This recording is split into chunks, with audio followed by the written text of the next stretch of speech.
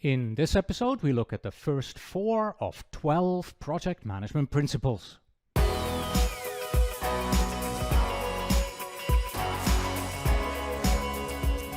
Hello and welcome back to the Project Management Podcast at pm-podcast.com. I'm Cornelius Fichtner and this is episode 477, which was recorded live on YouTube and Facebook, and it is part of the PM PrepCast, which is my PMP exam prep training course. But please don't let the fact that this is part of a PMP exam prep course scare you away, because these principles are new and they are important for every project manager. So I recommend that you do take a look, even if you are already PMP certified or if you're never planning to. And lastly, this is a video episode, and if you are not seeing the video, then please do visit pm-podcast.com/477. Let's begin. Hello, everybody. Thank you so much for joining me today. So the 4 project management principles are our topic today. Here they are. Just so you know, this is part 1 of 3 in which we want to review these 12 project management principles that got introduced with the publication of the PMBOK Guide 7th edition. Today, we want to review stewardship, because taking good care of what you have been entrusted with should be at the forefront of our thinking. A team, building a solid team culture is important. The better the team is, the more successful you can be. Stakeholders, because engaging stakeholders will bring success. And the 4th one we'll look at today is value, because we need to deliver what's important. But I want to make one thing clear from the very start here. This lesson is not a reading or even a byproduct or a derivative of the PMBOK Guide. While we follow the 12 principles in the same order and use somewhat the same language, this lesson is based on our own content and on our own research. 12 project management principles explained by experts. That is our article, which is published on our PrepCast website. In this article, we have taken the 12 principle as a starting point, and then we go above and beyond and we explain them with input and quotes and examples that we have gathered from a dozen experts. With that out of the way, here is what we're going to be looking at today. Generally speaking, we have 2 sections. I want to start with what is principle-driven project management? Why are we doing principle-driven project management? And then we will review the principles 1, 2, 3, and 4, and then a quick take action and takeaways there at the end. But today, this is going to be more of a conversation, because in the article, we have examples of what does it mean to be value-driven. Okay, and I have these examples here for you, but I want to hear from you as well. So those of you who are joining me live today, hello again. I will ask you to type into the chat your ideas and your thoughts about what it means to be value-driven, to follow that principle. I'm also going to do a review of 4 exam sample questions. So for each of these values, we have an exam sample question taken from my simulator, and I want you to give me your answer there. So you're going to get about 15 seconds or so, during which you can type in A, B, C, or D, and I'd like to see how many people get this right. Okay, so what is principle-driven project management? Well, principle-driven project management definitely differs from process-driven, okay? Because there is more emphasis today on making your own choices. You lead the project following a set of core concepts which guide and shape the work. And this shift has happened because it's not really possible anymore to mandate every last process and expect them to work for every single project. Processes need to be drawn from agile, hybrid, and predictive ways of working. So we project managers, we have to be free to choose the best processes for our projects, and following these principles will then help us select the correct processes. Okay, here is a definition, right, of this. The principles give you the what. So you look at the principles to learn about what core concepts are important for me as a project manager and project leader, and I need to remember as I manage the project. Whereas the processes, that's really the how. How do you plan a project? How exactly do you create a schedule? And how do the processes work for doing exactly that? So the process for creating a schedule, how does that work? Right? So that's the process focus. And are you noticing something here? You know, I'm talking about the principles, give you the what, and the processes give you the how. They're not exclusive, mutually exclusive. Like you can't just use only the principles. You can't just use only the processes. You cannot manage a project without missing one of them. You need both of them, right? So this is very important to notice. Let me show you here. I have this high level conceptual graphic here. The intent is to show you that we have these overarching principles there at the top, and they tell you the what.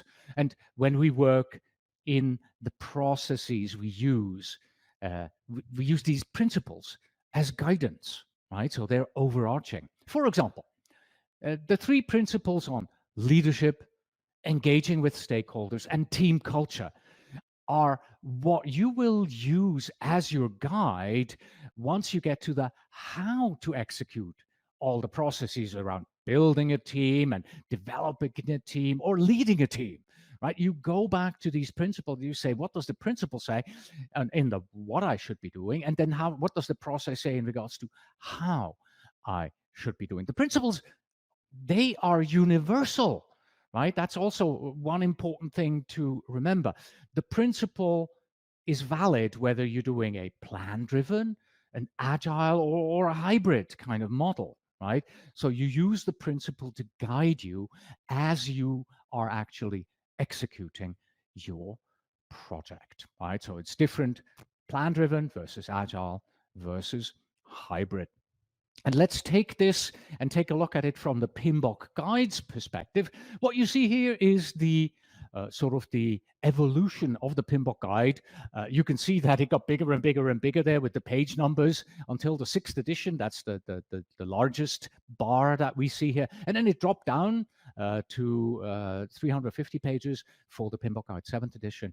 And don't just look at the PMBOK Guide 7th edition as you are managing your projects. You need what was in the 6th edition. The 6th edition gives you the processes, gives you the how. The PMBOK 7th edition gives you the what are the principles of good project management. Yeah, and with that out of the way, sort of explaining what principles-driven project management is, let's take a look at our first 4 principles here. Doesn't want to move on. Wait, click again. There we go. All right. So we have 4 principles to look at today, 1, 2, 3, and 4. And we begin with stewardship, where you want to be taking care of your project. What is this all about? Well, being a steward means to take care of something. In a project environment, that means to look after your project and to act with its best intentions in mind at all times. To put it another way, your company has entrusted you with the project resources, people, money, machines, computers, and so on. And it is your job to take care of these resources in such a way that they are employed in the best interest of the project and your organization. And stewardship should be part of your project management practice. It matters because the project manager is the person who knows the project better than anyone else. You can steer the project in the right direction and make sure that decisions are made that are beneficial to the organization. It's a way of ensuring that personal politics do not interfere with whatever is the right thing to do. Okay, so what you will notice is we'll have sort of this introductory slide for every single one of the 12 principles. And then the next slide is a quote from an expert. And what I want to get out of the way here is this. When we originally wrote this article, my team said, you got to be an expert as well, Cornelius, and we want you to be the first expert. So now the quote that you'll see now is my quote as we developed this article. So this is not because, you know, I have such a big ego that I have to go first. No, it was the team who said, you have to be our first expert in all of this. And with that much said, here is a quote from an expert myself. Right. So in a stewardship role, project managers need to act with integrity so that their decisions are above reproach. You know, honesty, it goes without saying, right? It's important that stakeholders can trust what you do as a project manager, as a project leader, and that they have confidence that they are hearing the truth from you. As an effective steward, you should demonstrate the values of integrity, honesty, fairness, and responsibilities, right? And I said this because I also believe that fairness and responsibility are essential values for a project manager, taking a stewardship role for her or his project. As a leader, you need to step up and make sure ethical practices are the norm for your team, however tricky that might be from time to time, right? It's really important to always remember stewardship, while it is something that everybody on the team has to join in, has to buy in, and has to be a steward, it starts with you. You want to model good stewardship to your team. All right. Then in practice, this is what this can look like. It looks a lot like careful thinking, negotiating, negotiating conflicting requirements, and considering ethics in your dealings. You want to stand up for what's right, even if that is the more challenging route to follow.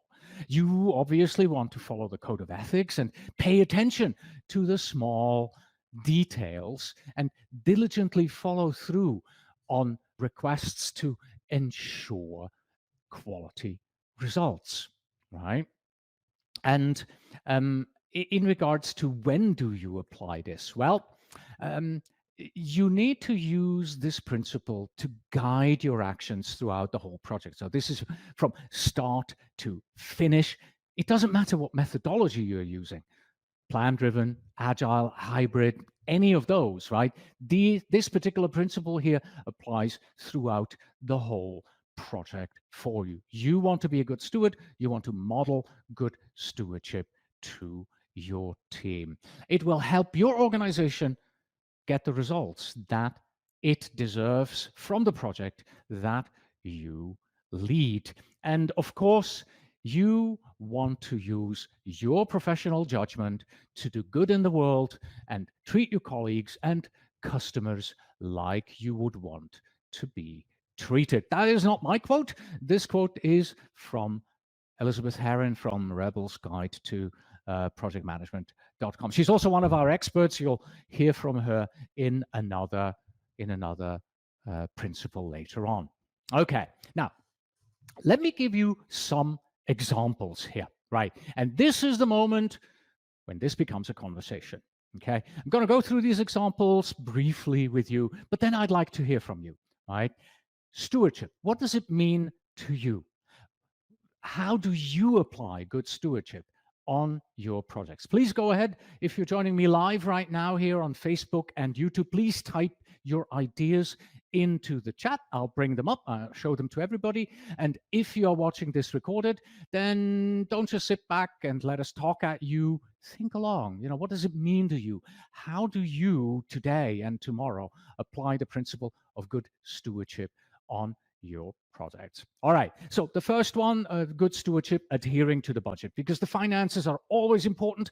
Your company wants to make sure that your project is a financial success.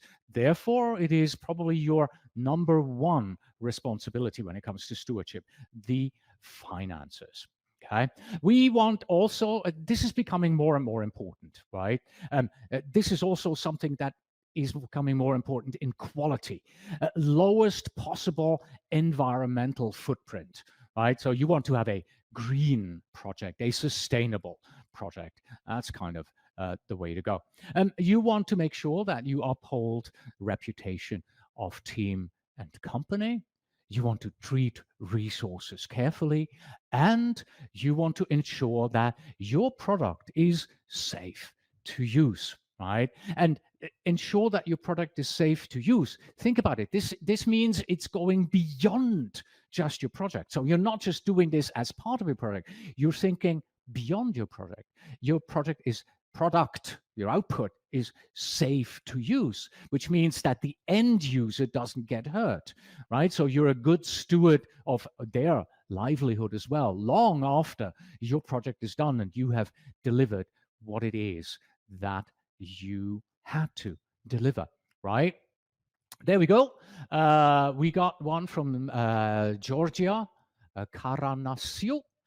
Resource management, soft skills, carry food and water, social skills. Right. And then we have another one here, monitoring scope, schedule, cost, audits, and reviews. I think this is a good one. I think from a process perspective, Georgia, this is definitely important, right? Make sure that you are within scope, that you're not gold plating, that you're staying to the schedule, to the cost, and that you follow audit and review requirements of your company. Thank you for sharing this with us. We continue our conversation here. These were just some of the examples. Thank you for joining in. And we are now going on and we are opening my PrepCast exam simulator. Right here, there is a sample question. Don't worry, I'll make it bigger in just a moment if it ever shows up. There we go. Okay, I'm going to read the question for you, and then I'm going to give you 15 seconds or so for you to provide an answer. Again, just type it into the chat. And if you're watching this recording and you need more time, please do press the pause button. Here we go. The development team completed 24 of the 28 planned story points for the sprint. During the sprint review, the customer approves the completed deliverables, but he admonishes the team as being lazy and incompetent for failing to complete the entire sprint backlog. How should the Scrum Master or Project Manager, read into this, whatever you'd like, how should the Scrum Master respond? A, meet with the customer in private and challenge them to be more respectful to the team. B, discuss the reasons for the failed sprint during the next daily stand-up meeting. C, encourage the team to commit to completing fewer story points for the next sprint. Or is it D, challenge the team to work on their days off until they cover the shortfall? Okay, everybody. Please type your answer into the chat, A, B, C, or D. I'll give you about 15 seconds.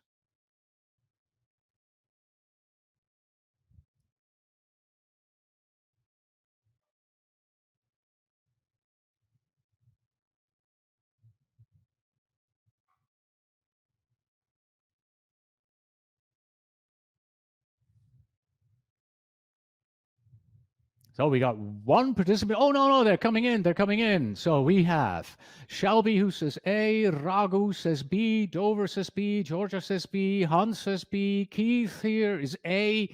So what will it be? Which one do you think it is? The correct answer is, in fact, A.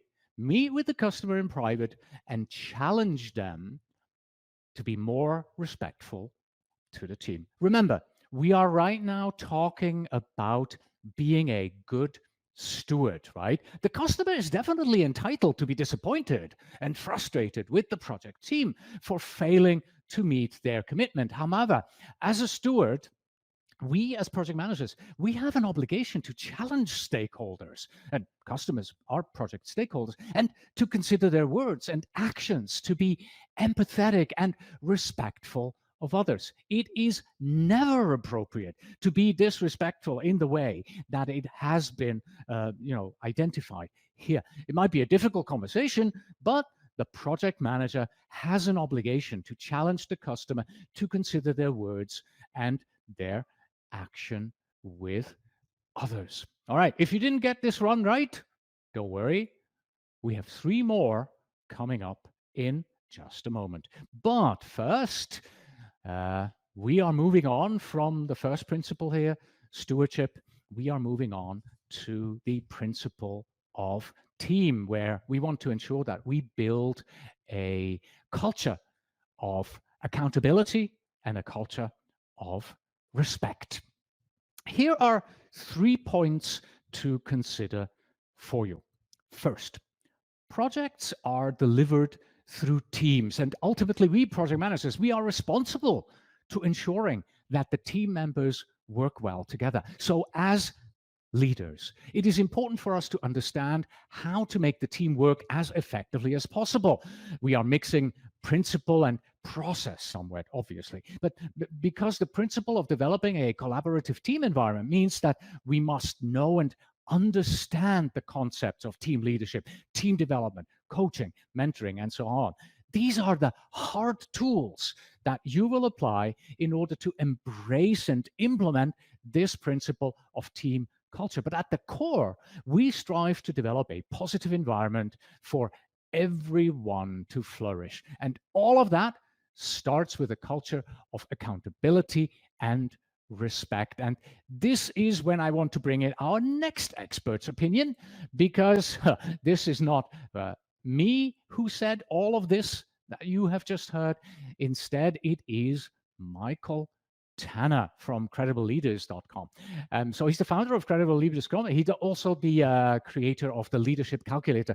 He defines team accountability like this. Team accountability isn't about a single person, leader, project manager, or otherwise, holding every other team member accountable, right? Team accountability is about every team member holding every other team member accountable. It's a culture of accountability. In other words, everyone on our team has a responsibility towards our team culture and of accountability, but it's up to us project managers to facilitate this and help the team self-organize. Great teams do have a positive work culture, and that helps the project progress with less disruption. And lack of team accountability, that leads to misalignment, he says. A misaligned team may eventually achieve their goals, but never as efficiently and effectively as a well-aligned and a well-accountable team. All right, so that's kind of the theory. But let's take this into practice. Let's see what Michael has to offer in regards for tips for us here. So we got these 4. These you can apply in practice to adopt this project management principles, right? First, hold yourself accountable as the leader. Again, it starts with you. Your team must see you doing what you say you will do, so you lead by example. Very similar to what we have just heard from the stewardship. You must be willing to give and receive constructive criticism. And the combination of these 3 means you can hold your team to a higher standard. So if you take the first 3 tips, that should lead to your team following your lead, and you raise the standard within your product and within your team. He also recommends this book here, The 4 Disciplines of Execution by Chesley and Covey. And he does this because it defines a couple of extra ideas that are useful for team leaders. First is the use of a scorecard that indicates if the team is winning or losing. And second, it's about conducting regular commitment meetings where each team member reports on prior commitments and makes new commitments to achieving the team goal. I have to admit, I haven't read this book, but I know it is an older book. And the second tip here, the commitment meetings sounds very much like the daily stand-ups that we have in agile approaches. So definitely give this a go. Recommended by him. Okay. Other than that, accountability also fosters a culture of trust and efficiency. When you hold all members accountable, team members trust one another as they share an understanding that each one is fulfilling the roles that are assigned to them. And aside from this, as a project manager, you will be able to ensure, or you are now able to ensure rather, that no energy or time is spent on activities that won't benefit the project, right? Sort of the principle of the value of the work that is not done. As a group, you achieve deliverables more efficiently in this way. So what does this look like in real life? And again, how do you do this, right?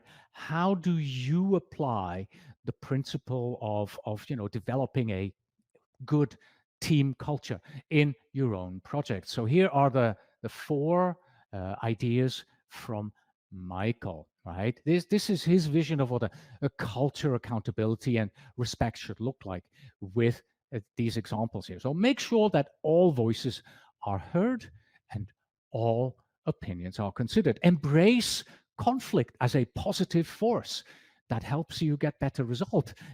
Do respect others and call out moments when that respect is not given to ensure that everyone's experience of the workplace is a positive one.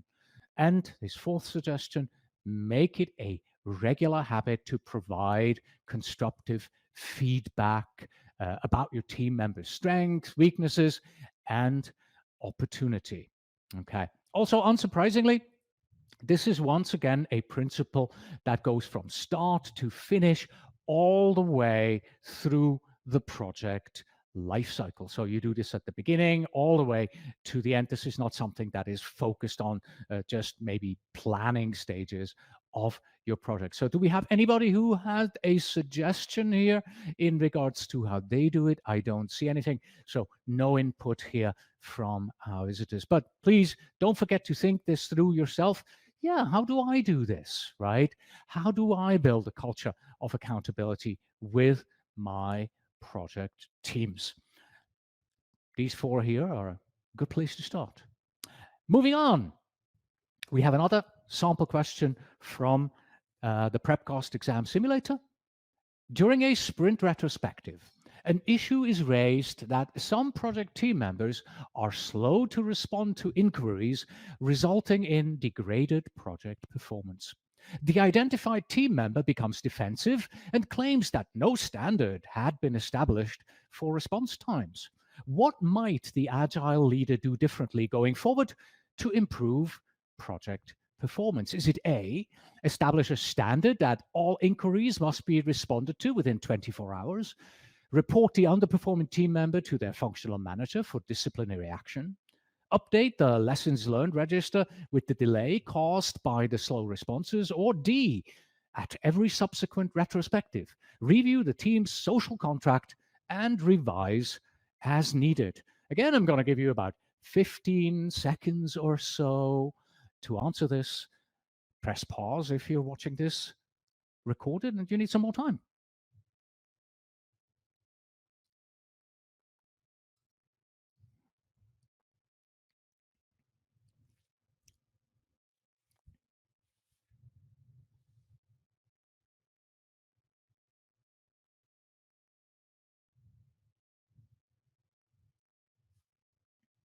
All right, I have a couple of answers have come in here.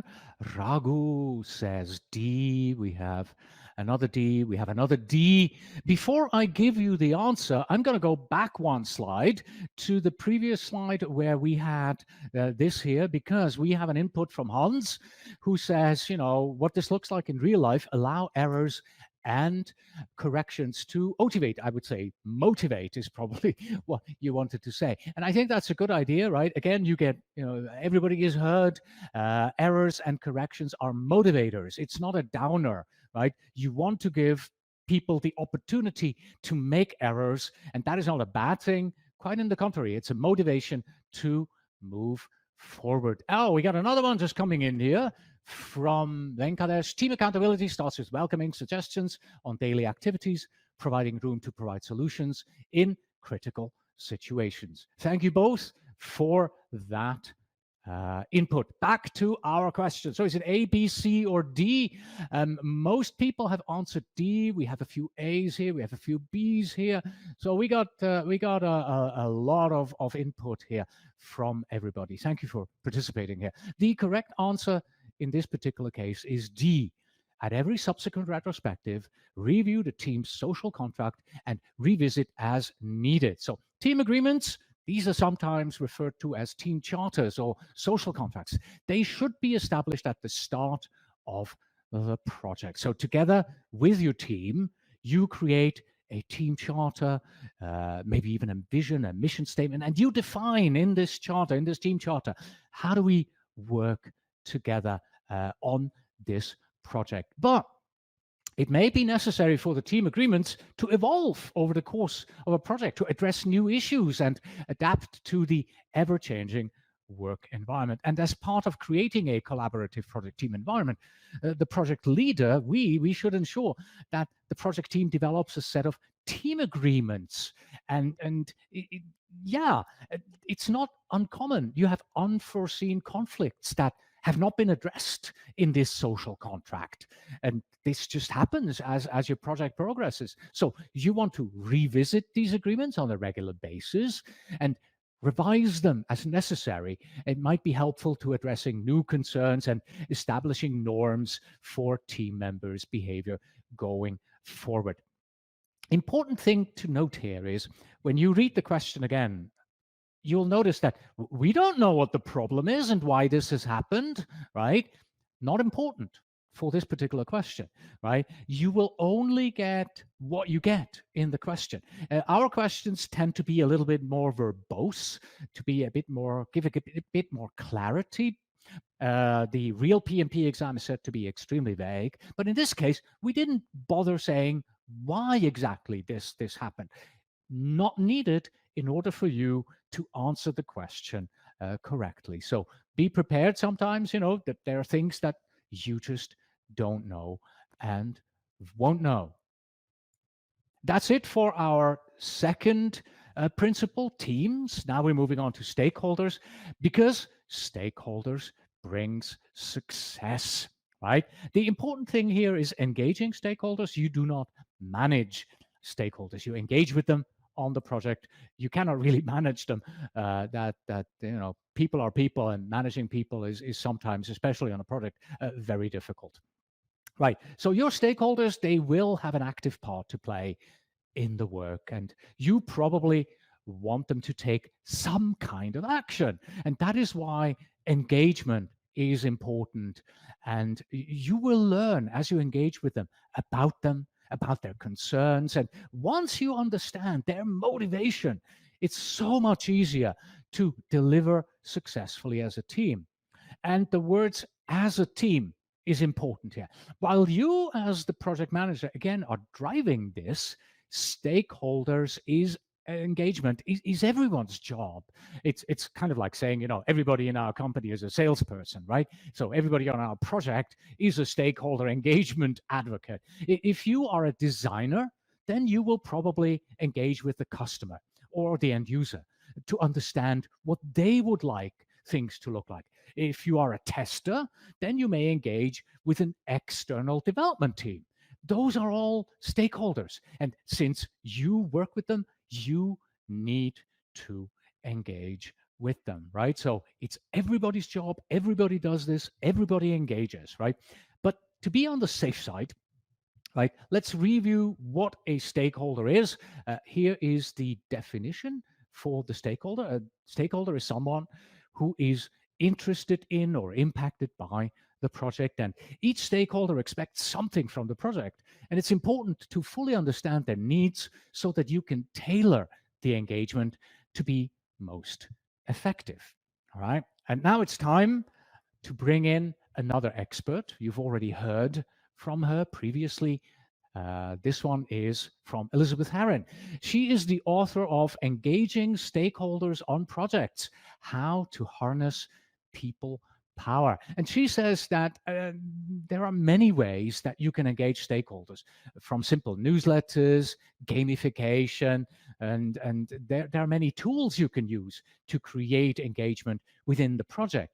At first, you want to gain clarity on stakeholders' involvement and why the project matters to them. And then you can better understand their perspective and build a trusted relationship, right? It makes sense, right?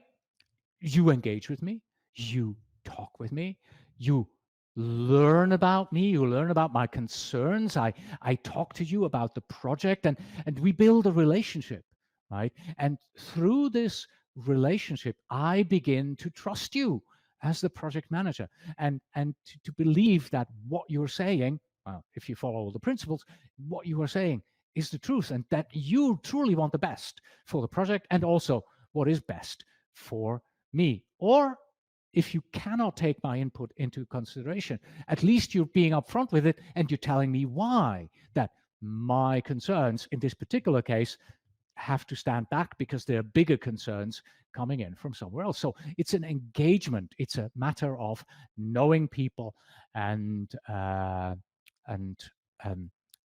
getting to them. Obviously, this may not be the case in highly public and highly politicized projects, but on most projects, most of the time, this is the way to go. Some tips from Elizabeth here. She has a few tips to share. Make sure you know what you are engaging them in, right? What is it that you want your project stakeholders to be doing on the project, right? Are they involved in some of the processes? Do they have to do something with the deliverables? Are they just providing expertise, subject matter expertise, right? Yeah. Once you have defined and understand their role, now you can make sure that your communication and interactions, that you share the message also in the most appropriate way. In practice, engaging stakeholders looks a lot like talking and communicating, but with specific goals in mind that drive the project closer to a successful outcome. All right. So these are the tips from Elizabeth. What does this again look like in practical application? Again, please do join in the fun here. If you have an idea, this is how I engage with stakeholders, what this looks like in real life, please do type it into the chat. So in practical situations, this could be all about initiating a dialogue early on during project planning, and because that avoids misses that could drain your resources. You want to maybe facilitate a workshop and making sure that all voices are heard. And you want to, as the project manager, resolve a conflict between stakeholders who don't share the same view about what should be in scope, what should be out of scope, as an example, right? And working with a team of end users so that they are involved, which helps reduce resistance to change. Redistance, that's a new word that I have just come up with. And Hans shares an idea: avoid to push aside the unpleasant. I think this is something that is very important for us project managers. We have to see where the problems are. Don't sweep the problems under the carpet. Bring the problems out into daylight. Talk them through, right? Georgia says identify stakeholder register, responsibility assignment matrix, a RACI chart, team building activities. I think all of that helps in engaging stakeholders. And do you notice something? I think the last one, the team building activities, that goes for both principles, right? If you have a tool and a technique and a process, it's not like, oh, this is only for stakeholder engagement. No, no, no. This can be helpful across the board with many of the activities that we do will support many of the principles. There's another one just came in from Georgia. Negotiation, win-win. Yes, always go for the win-win. Make sure that everybody comes out of negotiations feeling like they have achieved what they want to achieve. Oh, and don't forget, this principles, again, applies the whole way through the project, from the initial idea all the way to project closure. Your stakeholder community may change as you go through the project, so make sure that you are continually reviewing your plans and engaging the right people. Coming back here to what Georgia said, identify them, use a stakeholder register, responsibility assignment matrix. Those are important tools to use at this point. All right. We continue with another PMP exam sample question taken from the PrepCast exam simulator. Here we go. An organization wants to undertake its first agile project that will incorporate Scrum methods. An agile consultant is advising the organization on how to transition from a predictive framework to Scrum.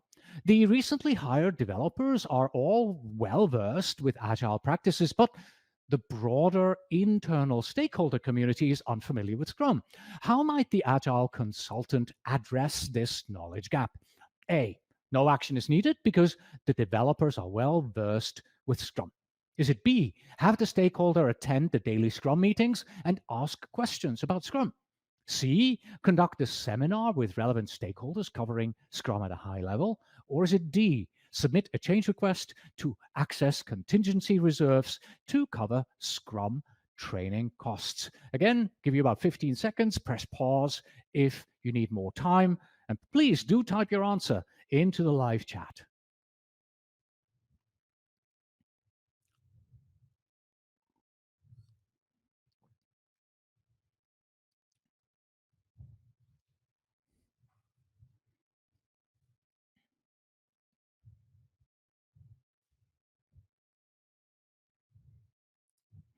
Let's see. We have a C, a B, a C, a C, a B, a C. Yeah, so it looks like I'm getting more C's here than I'm getting B's, but B and C, those seem to be the ones. It's either B or C, I can tell you that.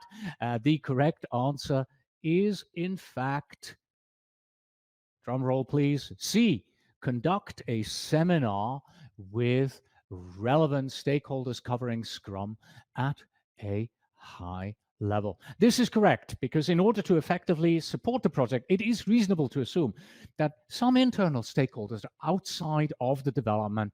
They will need at least a high level understanding of the project management approach. And in this case, it is Scrum, it is Agile. So as a project manager, as a Scrum master, maybe you make provisions to provide introductory Scrum training for the relevant stakeholders. Now, B, in my opinion, is not such a good choice, or the less good choice. It can work, right? If C didn't exist, I would probably have gone for B as well, right? Because during the daily stand-up meeting, that is reserved for the development team. Only the development team should speak during that meeting. So B, not such a great option, right? But if this question did not offer C, right? A and D, definitely not. But if C weren't here and were another bad option, I would probably go for B and say, yeah, okay, better than nothing, right? Let me take you to the daily Scrum, ask questions there, and we'll help you out. But that is not the intent of the daily Scrum. C here, definitely be the much better answer. All right. And with that out of the way, we're moving on to our fourth and final principle here for the day, value, delivering what's important. Here we go. This principle, this is all about value. And in particular, to focus on value so that we can deliver value to our customers. So it's a focus, it's a mindset, it's a how can we deliver value. Value in project management is the balance between the benefits that we gain from the resources that we spend. For example, you spend money so we can buy building materials and hire construction workers so that we can deliver to you the value of owning and being able to live in a beautiful house with a beautiful life. And then you may ask yourself, how did I get here? Right? And I apologize to everybody who got this really silly reference here to a Talking Heads song. So, live in a beautiful house with a beautiful wife. Ask yourself, how did I get here? Well, you got here through proper project management. All right. Anyway, the perception of value differs between stakeholders. So it's important to understand what value means to your stakeholder communities. For example, my understanding of what makes a beautiful house is probably different from yours. So whoever designs and builds your house must understand your perspective, your perception and perspective, and not mine. Let me give you another example here. If you are creating a PMP study plan, you'll put the topics into your study plan that would have the most value for your learning. And let's say I'm creating one too, then I would include things that are different to yours. I would get value of different topics because my past experience is completely different. Maybe I was working in a very cost-centric type of environment. So to me, cost is very easy. Whereas you are in a procurement heavy environment. So procurement to you is easy. So you wouldn't take that into your PMP study plan, right? So your plan, your value, my plan, my value. So you want to make sure that you want to get that in. And Georgia also mentions the definition of done. Yes, at the end of this, when do we know that we are done? And I think in both cases, no matter which plan you take, your plan or my plan, right? The definition of done at the end is probably this, right? Your first name, your last name, comma, PMP. I think that would be a clear definition of done for both of these study plans that we have, whether it's yours or mine. Another expert quote. This one is from Jenny Fowler. From an agile perspective, she says one of the best ways to focus on value is the benefit. Don't overthink this, right? We're not talking about a ton of mathematics, right? It's really simple. For program or product roadmap that you are working on, the goal could be just a single sentence. And she suggests a sentence that can look like in kind of the following format here. We are moving from X to Y by a certain date with a project benefit of, and then a financial value or some other benefit. And she says to pick items from our backlog that help us move the needle towards this benefit, this particular goal, with a shortest path mindset. And also, in addition to this, you can also assign all backlog items to a simple benefit, whether it is financial or other. But in most cases, you should be able to assign a financial value to things. As you work on the project, then focusing on value means that making sure that you take into account what is important for the customer at any given time. And if all the items in your backlog have such a value assigned to them, now it becomes much easier. It becomes a sorting criteria, really, right?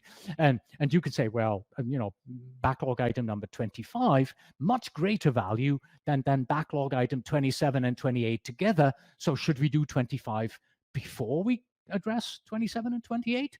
Now it, of course, becomes a question of working with the product owner and the customer to define, is it true that this value is more important and we need to do this first? Now, that's when negotiations happen and you want to go for the win-win. Some practical ideas here. Once again, last chance to join in here. This is our last principle. Please do share your thoughts. How does value, at the application of value, delivering value, defining value, what does it look like in your own organization, on your own projects, right? And for Jenny, being value driven could look like this here. You hold regular meetings with the stakeholders to ensure that the project will continue to meet their needs. So yes, meetings to ensure that we're still meeting the need. Backlog grooming, you want to prioritize the highest value items for delivery in early iterations, because the sooner you can deliver value to the customer, well, the happier they will probably be. Regularly reviewing the business case to ensure that the benefits are going to be delivered, and collaborating with team members to help them determine the status of the project, and accurately estimating where are we truly at, and also instilling into them value as something that is a mindset. And we really need to think along this way, right? The metrics, are we focusing on the right value here? Do we have anybody who had something? Right, we have Hans, who says cost benefit analysis. Absolutely. If you know that one item, gives you a greater benefit for the same cost, that's probably the one with the higher value. You want to go with that. Georgia says backlog, prioritized user stories, deliver the most important ones as early as possible, meetings with customers, engage with customers early on in the design. This is very much, the agile mindset that we are seeing here coming through in this particular statement. All right. In the previous principles, I said that these were all, the stewardship, team, and stakeholders. We have learned that we need to apply these throughout the whole project. So being a good steward, right? Building the team properly, and engaging with stakeholders. That's all throughout the project, right? But in this particular case, now that we are talking about value, right? It depends. It depends.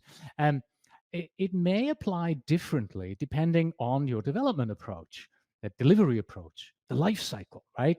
If you are doing something plan-driven here on the left, then the principle really applies more during the planning and execution phases, right, of your project, because that's when you will be aligning what you will be delivering to the customer goals. So do this early on during planning, during executing.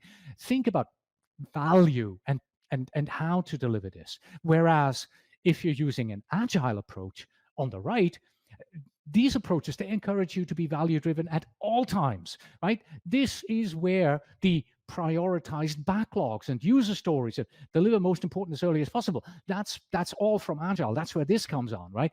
And I didn't call this an agile mindset in this particular instance. I changed it to value mindset, right? It's part of the agile mindset, but it's definitely focused on the value, right? Thank you, everybody, for joining in and being active participants in our webinar here. One last chance for everybody. We have another PrepCast Exam Simulator sample question here. The product owner, along with input from the project team, defines and prioritizes the project backlog, calculates the total story points, and based on a preliminary estimate of velocity, determines an anticipated delivery date for software development projects. The senior leadership is concerned that the estimated release date will not meet the urgent business need. What is the best course of action for the product owner? A, use the WBS to determine what features have the highest value. B, work with the project team and relevant stakeholders to determine the minimum viable product, MVP. C, use a burn down chart to track progress against the required release date.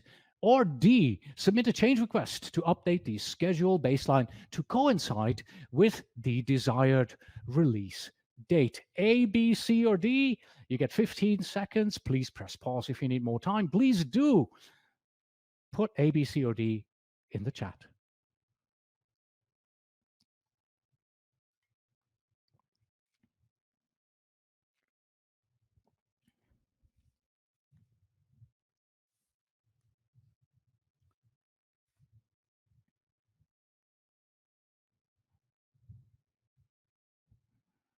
All right, I am getting the first answers in here. We have B, we have more Bs, a C here, we got more Bs, more Bs. So we got lots of Bs coming in here. Yes, thank you, everybody. And B is indeed the correct answer here. Before I give you the reasoning, two things. Did you notice the sort of grammatical issue here in this particular question? It was determines an anticipated delivery date for software development project. If you look at that, it's not perfectly grammatically correct, right? This can happen on the exam as well. We sometimes do this intentionally in the exam simulator to make you go, what? This is something wrong with the sentence, right? Don't let that bother you. That's part of an exam simulator to do it this way. And also, you may have noticed this is the question about the product owner and not the project manager. Doesn't matter. The answer is the same, whether this is for the project manager, the scrum master, or the product owner. The correct answer here in this particular case is B. Yes, in order to meet the urgent business need, the project team will need to deliver working software as quickly as possible. By identifying the MVP, the minimum viable product, the project team can deliver a working product with an earlier first release. And if additional features are still desired, then they can be included in future delivery. So we have learned today that project teams need to focus on delivering value. This question indicates that it's unlikely that the entire project backlog can be completed in time to meet that particular need. So the project team will need to develop a strategy to deliver value in time to meet the urgent business need. Now, one way of doing that would be to add more people to this, right? We can't do it all. Well, then let's bring on more people. Let's spend more money, right? But that is not one of the given answers here, right? We don't have that. And so without adding resources, the only realistic option, and based on the answer choices here, is to reduce the scope for the initial release. And that option is here in the disguise of a minimum viable product. So the minimum viable product takes your complete backlog and says, okay, what is the minimum that we can deliver, right? So you're reducing the scope. You have no choice to, no adding people, no adding money, that not an option here, but reducing the scope, that we can do, right? And that is why B here is the correct answer, right? And again, let me state, even though it says product owner up there, don't let that get you confused, right? The role of who does this selection does not affect which answer is correct. Okay, and before we close here and I'll go to the take action, please let me remind you that we do have a full featured exam prep program. On the left-hand side, you see our PrepCast training course. This lesson is part of that training course. You can find that at pmprepcast.com. And on the right-hand side, you see the PrepCast simulator at pmexamsimulator.com. That's the simulator from where these 4 questions came. Let me go back one here because there's something that I forgot to mention. Did you think that these questions are easy. It's obvious in this case that it was B. Here's the thing. We look at a principle. I give you a question about that principle. We look at the next question. I give you a question about that principle. So you are in the mindset of that particular principle, right? So if this seemed easy for you, then don't worry, on the real PMP exam, it won't seem easy for you because you have just taken 132 questions. Everything looks and starts sounding the same, right? And suddenly this question comes up. You have no idea what principle this is. You're getting tired. It's been 2 hours and 10 minutes already. Oh my God, I only have 20 minutes left.